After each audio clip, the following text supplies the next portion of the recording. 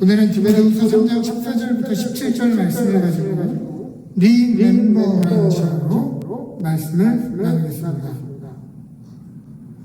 오늘은 기독교 교육 진흥 주일입니다. 기독교 교육의 중요성을 인식하고 진흥, 알리고 일어난다는 뜻이죠. 진흥하기 위해 1929년도부터 조선주일연합회가 시작한 것이 바로 기독교 교육 진흥주일입니다. 성경에는 잊지 말라, 기억하라 라고 하는 단어가 매우 빈번하게 나타납니다. 기억을 뜻하는 영어 단어 remember는 다시를 뜻하는 re와 구성원을 뜻하는 멤버가 결합된 단어입니다. 원래 이 멤버라고 하는 단어의 어원은 메모라고 하는 식별하다라는 의미였다고 합니다. 그러면 질문을 던질 수 있겠죠. 왜 식별한다라고 하는 의미가 공동체라는 의미로 변하게 된 것일까? 그것은 피아의 구분이 곧 생존으로 연결되는 야생의 본능 때문입니다. 원시시대부터 나의 편을 인식하는 것만큼 우리의 생존에 중요한 것은 없었기 때문이죠. 즉 내가 어디에 속해 있는지를 망각할 때 우리는 이 세상의 수많은 가치 판단과 행복의 기준 사이에서 혼란을 경험하게 됩니다. 누가 악인인지 누가 조건인지 피아 식별을 잘 하는 것만으로도 우리는 쓸데없이 에너지를 낭비하지 않고 행복한 삶을 살 수 있습니다. 우리는 정말 나를 아껴주는 사람들을 소중하게 대해야 되는데 나를 아껴주는 부모에게 막대하고 우리를 사랑해주는 배우자에게 막대하고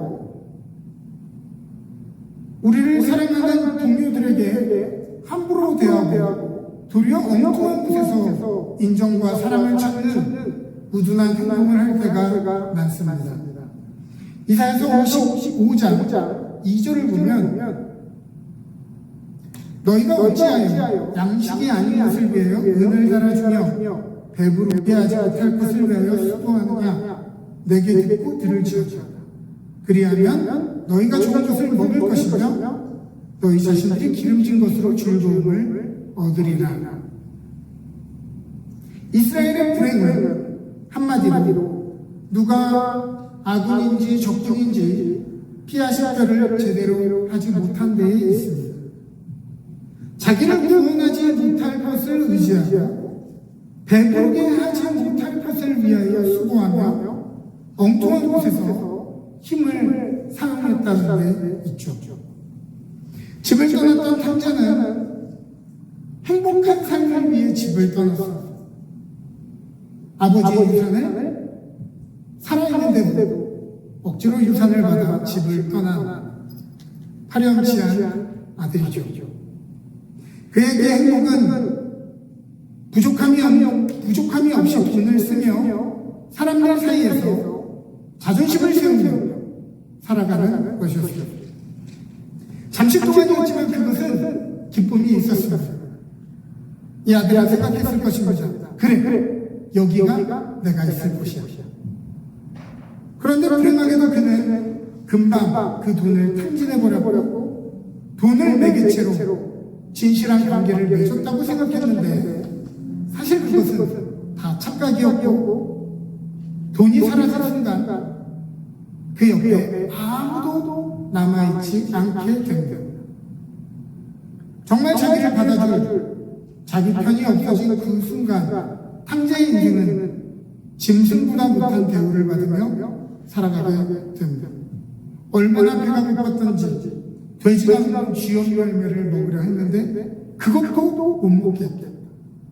그러니까 짐승만도 못한 대우를 받으며 사는 것도 아니고 죽은 것도 아닌 그런 삶을 살고 있었던 것이죠. 탕자는 모든 이들에게 버림을 받아 바닥을 치는 인생을 경험한 뒤에 비로소 자기가 돌아가야 될, 자기가 속해야 할 공동체를 떠올리게 됩니다. 바로 아버지의 집이죠. 그가 자기가 속해야 될 공동체를 리멤버하였을 때 그는 아버지 집의 존귀한 아들로 remember, becoming a member again 되었어요. 즉 오늘 우리가 어디에 뿌리를 두고 어느 가치의 중요성을 두고 어느 방향성을 두어야 하는지 리멤버해야 된다는 것을 다시 한번 기억하시기 바랍니다. 바로 이것들을 리멤버하는 과정이 기독교 교육이라 할 수 있습니다. 오늘의 본문은 크게 세 가지 관점에서 기독교 교육의 가치를 설명합니다. 첫 번째는 성경은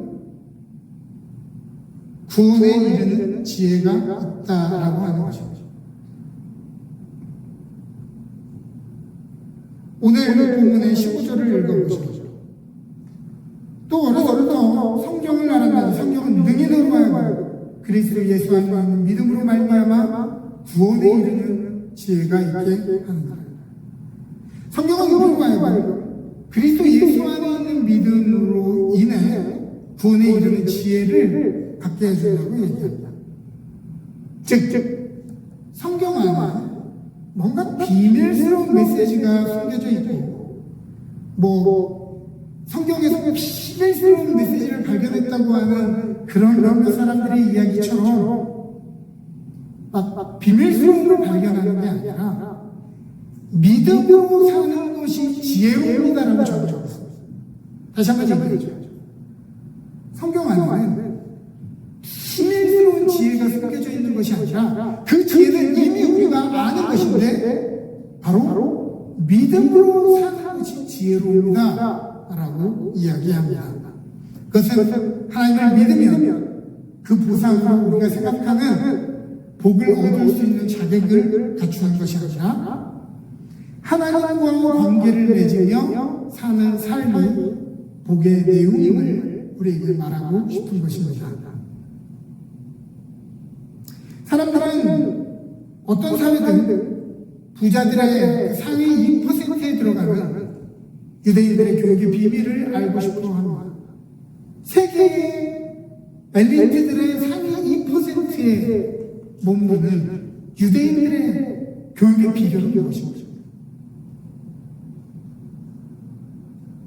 그러나 이 유대인 교육의 핵심은 비밀스러운 경영 수업에 있는 것이 아니라 놀랍게도 쉐마라고 하는 신명기 6장 4절부터 5절에 단순한 내용을 근간으로 합니다. 제가 한번 읽어볼까요? 이스라엘아 들으라. 우리 하나님 여호와는 오직 유일한 여호와시니 너는 마음을 다하고 뜻을 다하고 힘을 다하여 내 하나님 여호와를 사랑하라. 이 쉐마라고 하는 이 가르침 속에 두 가지의 중요한 축이 존재합니다. 그것은 우리가 누구냐라고 하는 우리의 존재에 대한 것이고 어떤 삶이 가치로운 것이냐 하는 삶의 가치에 대한 것입니다.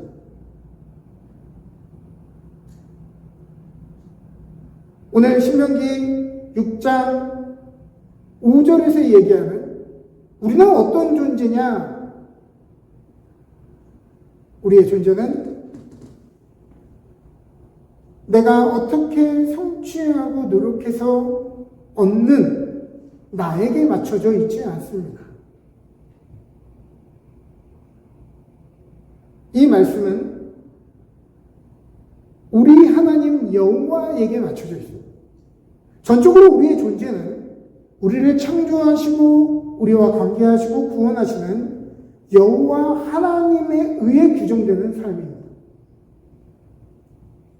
내가 잘하면, 무엇을 이루면, 어떤 자리에 앉으면 우리가 중요한 존재가 되는 것이 아니라 우리가 중요한 존재인 것은 여호와 하나님이 나의 하나님이기 때문에 라고 설명하고 있는 것입니다. 천지를 만드신 그 하나님이 나의 하나님이 되신다. 그것이 우리의 존재의 가치인 것입니다. 무엇을 이뤘고 무엇을 가졌고 어떤 성적을 이뤘고 많은 것들을 가졌기 때문에 우리가 더 가치 있고 덜 가치 있는 것이 아니라 우리를 부르시고 사랑하시는 그 여호와 하나님 때문에 우리의 존재는 가치롭다는 것이죠. 그래서 우리는 어떤 가치를 가지고 살아야 된다고요? 이 땅에서 마음을 다하고 뜻을 다하고 힘을 다하여 하나님 여호와를 사랑하는 삶인 것이죠. 로마서 1장 17절의 말씀처럼 그러므로 의인은 이 믿음으로 말미암아 사는 것입니다. 우리가 어떠한 능력을 가지고 어떠한 의의 기준을 가지고 우리가 어떤 성공의 어떤 내용을 가지고 사는 것이 아니라 우리를 구원하시고 우리를 택하신 그리고 그 안에서 그리스도로 말미암아 우리를 구원케 하시는 일을 믿음으로 말미암아 우리가 존귀해지고 그 사랑 안에 살아간다는 것이죠. 지난 시간 우리는 하나님의 신실하심과 우리의 믿음의 관계에 대해서 나눴습니다. 우리 자녀들이 먹을 것, 입을 것, 잘 것을 걱정하지 않고 부족함 없이 살아가는 것은 그들이 인식하든 인식하지 않든 전적으로 부모의 변하지 않는 자녀들을 향한 신실함과 헌신 때문이라고 이야기했습니다. 부모가 매일 같은 시간에 나아가서 힘들게 수고하며 애쓰는 그 헌신 때문에 우리 자녀들이 살아갈 수 있는 것입니다.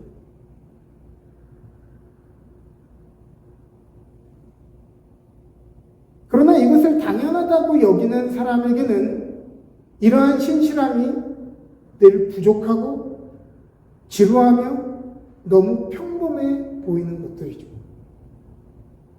그러나 그 신실함이 그 수고가 당연하지 않다는 것을 깨닫는 사람에게 모든 삶의 상황들은 감사고 기대하지 못한 덤이 되고 선물이 되고 우리의 자존감의 이유가 되고 삶의 힘이 되는 것입니다. 그래서 잠언 9장 10절은 다음과 같이 이야기합니다. 여호와를 경외하는 것이 지혜의 근본이요 거룩하신 자를 아는 것이 명철이니라. 우리의 구원이라고 하는 그것은 모든 어려움을 피해갈 운이나 빠른 판단력이 아니라 우리를 사랑하시고 택하신 여호와께서 우리의 구원이 되신다는 것을 아는 것입니다. 그러므로 믿음이라고 하는 것은 어떤 비밀이나 안 믿어지는데 믿는다고 막 마음속으로 정신승리하는 것이 아니라 모든 순간에 하나님이 신실하시다는 것을 인정하는 것입니다. 자, 그러면 고난의 때를 만났을 때 무엇이 믿음이라고요? 고난의 때를 만났을 때 하나님 우리를 버리셨습니까? 하나님 살아계십니까? 묻는 것이 아니라 상처받고 하나님 앞에 실족하는 것이 아니라 하나님은 여전히 내 삶을 사랑하시는데 내 삶에 왜 이런 일이 일어날까?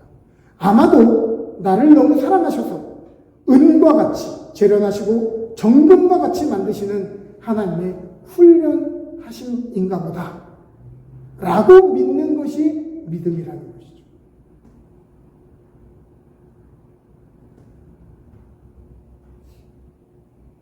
오늘 우리는 삶의 무거운 짐을 지고 중요한 기로에 섭니다. 성도든 집사님이든 권사님이든 목사든 삶의 기로에 설면 헷갈립니다. 한 번 사는 인생이기 때문에 지금 여기가 어디쯤이고 무엇을 선택하는 것이 최선의 선택인지 우리는 확신하지 못합니다.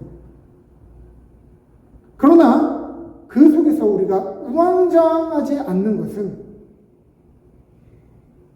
하나님이 우리를 불기둥과 구름기둥으로 인도하실 것을 믿기 때문입니다.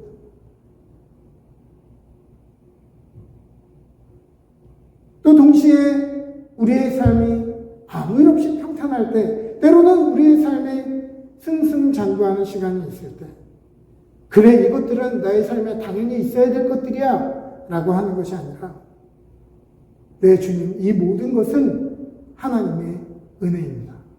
하나님의 선물입니다. 고백할 수 있는 것, 그것이 믿음입니다. 자, 그런데 오늘 제가 얘기한 이것들, 고난의 때에 하나님 어디 계시냐? 실족하고 상처받고 삶의 중요한 기로에서 우왕좌왕하고 마음으로 힘들어하고 인생이 승승장구하고 평탄한 시간에 내가 잘해서 내가 남들처럼 열심히 일해서 이것을 이뤘구나 생각하는 것, 이것이 바로 믿음이 없다고 하는 것이죠. 믿음은 우리의 삶의 모든 순간에 하나님께서 faithfulness, 하나님의 신실함이 계시다는 것을 faith, 믿는 것입니다. 그것이 믿음입니다. 그러므로 구원에 이르는 지혜는 어떠한 높은 수준의 깨달음, 철학에서 얘기하는 어떤 소피아가 아니라 하나님과의 온전한 관계 속에 살아가는 과정을 터득하는 것이, 그것이 바로 지혜라고 할 수 있지요. 두 번째입니다. 하나님의 말씀은 감동으로 우리를 훈계합니다. 임마누엘 칸트는 그의 저서 교육학의 서문에서 인간은 교육해야 할 유일한 피조물이다 라고 했습니다. 이 말은 교육을 미개, 야만의 상태에서 사회화, 문명화, 도덕화된 존재로 만들어내는 과정이라고 설명했습니다. 즉, 교육되지 않는 자연적인 상태에서 인간은 순수한 이기심을 따라 자기의 옳은 기준을 따라 자신의 이기심과 욕망을 따르는 하등 동물들과 다름이 없다라고 하는 것이죠. 우리가 생각할 때는 인간은 더 높은 수준의 존재고 더 숭고한 존재라고 생각하겠지만, 자연적 상태에서의 자신의 욕망을 따르고 그저 자신의 지식을 따르고 자신의 그 아집을 따르는 그 마음은 그저 동물들과 다르지 않은 것이다 라고 정의하는 것입니다. 그런데 임마누엘 칸트의 정의에 의하면 고등교육을 받고 높은 지식체계를 가지고 있다고 해서 인간이 인간다워지는 것은 아니라고 합니다. 예를 들면 자기 자신의 욕망의 성취를 위해 지식을 이용하는 것 또한 미개한 것으로 보기 때문이죠. 예를 들면 이 사회에 나쁜 사람들, 큰 일을 저지르고 구조적인 범죄를 일으키는 사람들은 똑똑한 사람들입니다. 법의 이 문자적인 규정을 이용하는 구조적인 범죄를 하는 사람들은 다 똑똑한 사람들, 엘리트 집단들, 이 사회에서 중요한 직책에 있는 사람들. 또 이단과 사이비들이 성경을 얼마나 달달 외우는지 아십니까? 얼마나 확신을 가지고 이 사람들이 성경을 외우고 공부하는지 아세요? 그러나 그러한 마음과 잘못된 의도로 이렇게 열심히 공부한 것, 열심히 채운 것 또한 미개한 것으로 보게 됩니다. 우리가 그토록 배우려 하지 않고 책망을 싫어하고 내 삶을 수정하려고 애쓰지 않는 것은 지금 내가 옳다고 여기기 때문입니다. 그렇죠. 변화는 번거로운 것이고 나 다음을 빼앗는 것이라고 생각하기 때문입니다. 그래서 변화하기 싫어하죠.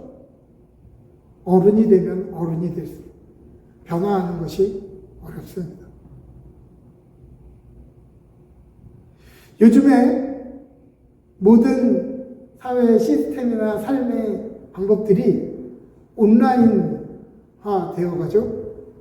예전에 티몰튼의 롤러 이렇게 찢어가지고 하던 시대에서 다시 어플리케이션으로 갔다가 사람들이 어플리케이션에 적응을 못하고 거기에서 사람들이 이제 참여를 안 하니까 다시 종이컵으로 바뀌었잖아요. 우리는 그렇게 배우기 싫어합니다. 새로운 변화를 나답지 않은 것으로 여기죠. 그러나 우리가 알아야 하는 것은 우리는 언제든 틀릴 수 있고 우리는 완전한 존재가 아니라는 것입니다. 우리를 훈련하시는 주님의 훈련을 받으면 우리는 더 나은 존재가 된다는 것을 여러분 믿으십니까? 다시 우리를 훈련하시는 주님의 훈련을 받으면 우리가 더 나은 존재가 된다는 거 정말 믿냐고요? 아멘입니까? 네, 우리가 움찔했죠. 우리를 훈련하시는 주님의 훈련을 받으면 더 나은 존재가 된다는 걸 머리로는 동의하는데 가슴으로 인정해야 합니다. 그래서 주님의 말씀이 뭔지 알면서도 안 하는 것입니다. 뒤로 밀어두는 것입니다. 우리는 하나님의 말씀으로 교육되어야 합니다. 그래서 하나님의 말씀은 교훈과 책망과 바르게 함과 의로 우리를 교육합니다. 성경을 읽고 안다고 생각하면서 자꾸 다른 사람에게 적용하고 다른 사람을 판단하고 정죄하면서 살지 말고 성경에서 오늘 나에게 말하는 교훈을 배우고 받으시기를 바랍니다. 우리는 어떤 성경의 이야기를 읽으면 그 성경을 안다고 얘기해요. 이전에 들었기 때문에 그 내용을 알고 있다고 생각한단 말이에요. 그래서 성경의 내용은 특별히 내가 더 알 것이 없다고 우리는 착각하죠. 그러나 아닙니다. 성경은 오늘 나에게 하시는 하나님의 말씀이라는 것을 기억하면서 그 교훈을 나에게 적용하려고 애써야 합니다. 우리가 묵상을 배울 때, 묵상을 나눌 때 우리라는 표현을 쓰지 말자고 이야기합니다. 왜냐하면 그 교훈은 우리 전체에게 주는 교훈이 아니라 오늘 나에게 주는 개인적인 하나님의 말씀임을 믿기 때문입니다. 그래서 다른 우리 팀원들에게 그 말씀을, 은혜로운 말씀을 나눠서 깨달음을 주려고 하는 것이 아니라 내가 이 말씀으로 주님 앞에 깨달음을 얻으려고 하는, 그래서 오늘 내가라고 하는 주어로 바꿔서 설명하자고 하는 것이죠. 그러므로 하나님이 정말 내가 싫어서 책망한다고 생각하지 말고 내 성장을 기대하시기 때문에 책망하신다는 것을 겸손하게 인정하시기를 바랍니다. 제가 백투스쿨 예배 때 같은 얘기를 했습니다. 훈계는 가능성이 있는 사람에게 하는 것입니다. 훈계는 이야기를 들을 자세가 되어 있는 사람에게 하는 것이죠.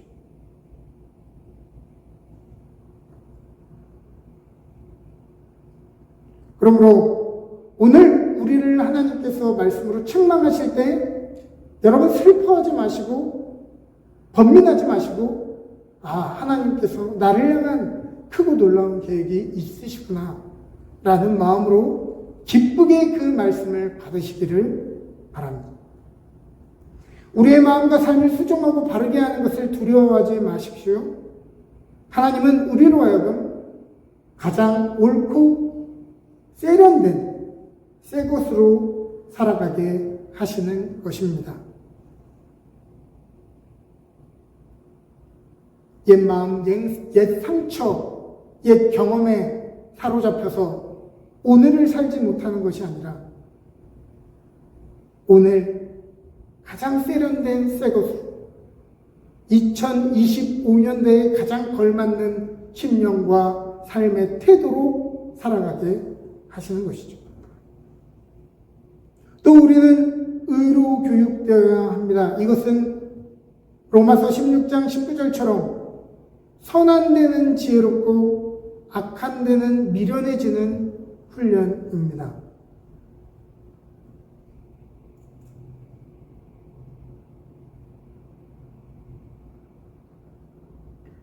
근데 이것은 참 어려운 것입니다. 선해지려면요, 선한 사람들 옆에서 선한 것이 무엇인지 배워야 합니다. 우리가 옹졸해지지 않고 후해지는 것을 배우려면 우리 주위에 후한 사람들이 있어야 합니다. 우리는 그것을 통해 후함을 배우고 선하게 사는 법을 배우는 것이죠. 그래서 우리에게는 믿음의 공동체가 필요합니다. 우리에게는 가정에서 이루어지는 신앙 교육이 필요합니다. 부모가 선하게 살려고 애쓸 때 선한 삶을 자녀들이 배워가고 후하게 나누며 섬기며 교회를 섬기고 이웃을 섬기며 살아가는 모습을 바라보며 우리의 자녀들도 섬기는 모습, 후한 삶을 배워가기 때문입니다. 우리는 많이 알아서 변화하는 것이 아니라 감동을 받아야 변화합니다. 하나님의 말씀은 감동으로 쓰여졌기에 우리의 삶을 바꿀 만한 능력이 되는 것이죠. 세 번째입니다. 하나님의 말씀은 우리를 하나님의 사람으로 온전하게 하며 모든 선한 일을 행할 능력을 갖추게 합니다. 교육의 목적 중 하나가 사회에 이바지하는 건강한 일원이 되게 하는 것이든 기독교 교육은 사명을 가지고 복된 소식을 나누는 사람, 이 세상의 사랑을 나누고 선한 영향력으로 이바지하는 사람으로 우리를 살게 만들어 줍니다. 예수님은 영생을 얻고자 하는 열망이 있는 젊은이에게 성경이 말하는 모든 선지자들의 강령, 선지자들이 강하게 주장했던 요구가 무엇이냐라고 물어보십니다. 그러자 이 젊은이는 마음과 뜻을 다하여 하나님을 사랑하는 것이고 나의 이웃을 내 몸과 같이 사랑하는 것이라 이야기했습니다. 그러자 예수님께서 기뻐하시면서 옳도다! 너에게 가지고 있는 모든 재물을 팔아서 가난한 자들에게 나눠주고 나를 쫓아가. 그러자 이 청년이 근심하며 예수님을 떠나지 않습니까? 많은 사람들은 몰라서 안 하는 것이 아니라 알아도 선한 일을 행하지 못합니다. 그것은 선한 일을 행할 실제적인 능력이 없기 때문입니다. 그러나 기독교 교육은 우리로 하여금 선한 일을 행할 모티베이션과 능력을 부여해 줍니다. 이 세상에서 살아가는 동안 나 혼자 잘 먹고 잘 살고 행복하게 살기 위함이 아니라 하나님 나라의 기쁜 소식을 전하고 더불어 살아가며 선한 일을 할 수 있는 인격과 지성과 감성의 능력을 가지고 살게 해준다는 것이죠.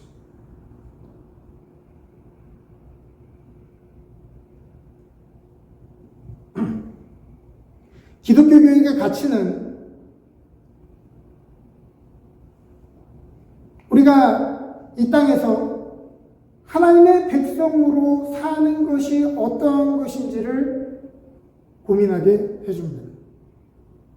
그것은 바로 다른 관점으로 삶을 바라보며 정의하도록 요청하는 것이죠. 여러분들은 미국의 작가 리처드 바크가 쓴 갈매기의 꿈이라는 소설을 아십니다.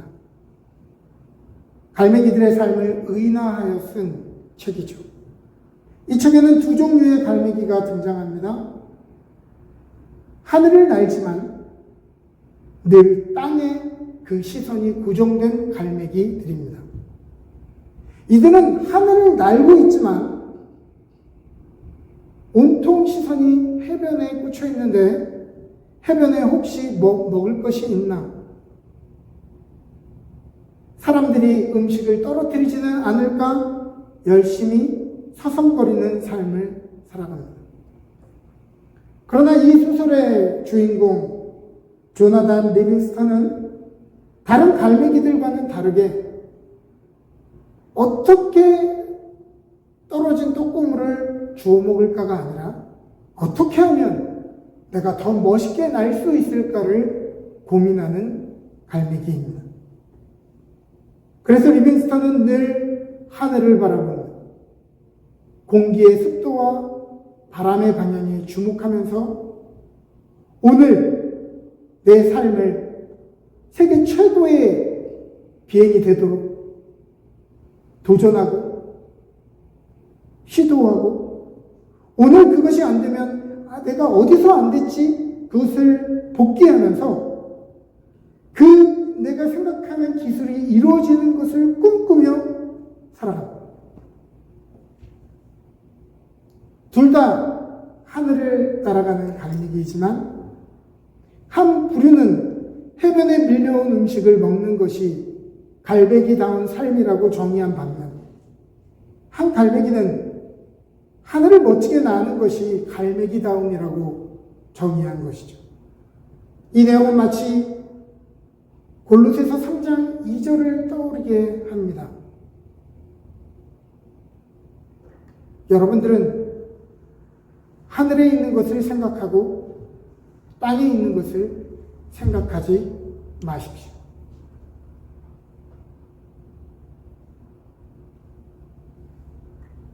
갈매기고 하늘을 난다고 해서 다 같은 삶을 사는 것이 아니고 가치를 설정하고 바라보는 것에 따라 전혀 다른 삶을 살아간다고 한다면 하물며 그보다 복잡한 우리의 삶은 어떻겠습니까?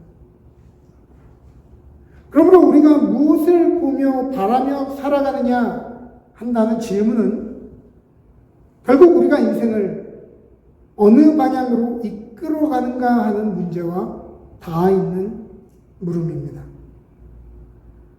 땅을 보며 살아가는 사람은 가끔 땅에 떨어진 동전 정도를 줍게 되는 행운을 만날지 모르지만 하늘을 보며 찬란한 태양빛과 아름다운 별들, 멋진 구름을 보타고 사색하며 사는 사람의 삶과는 엄청나게 다를 것이기 때문이죠.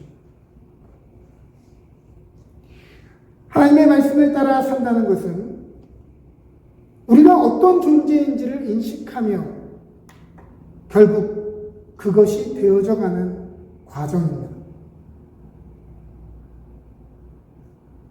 그리스도인이라고 하는 하나님의 사람들이라고 하는 영원한 생명을 얻었다고 하는 이 멋진 삶을 살면서도 여전히 바닥에 눈을 고정한 불행한 인생이 아니라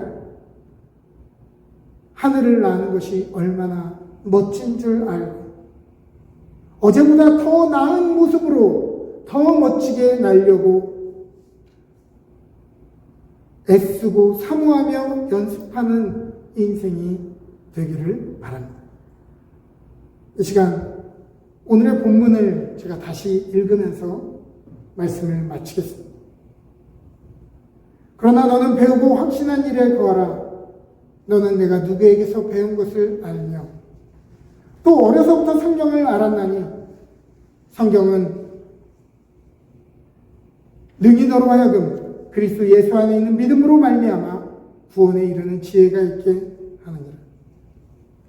모든 성경은 하나님의 감동으로 된 것으로 교훈과 책망과 바르게 함과 의로 교육하기에 유익하니 이는 하나님의 사람으로 온전하게 하며 모든 선한 일을 행하여 능력을 갖추게 하려 합니다.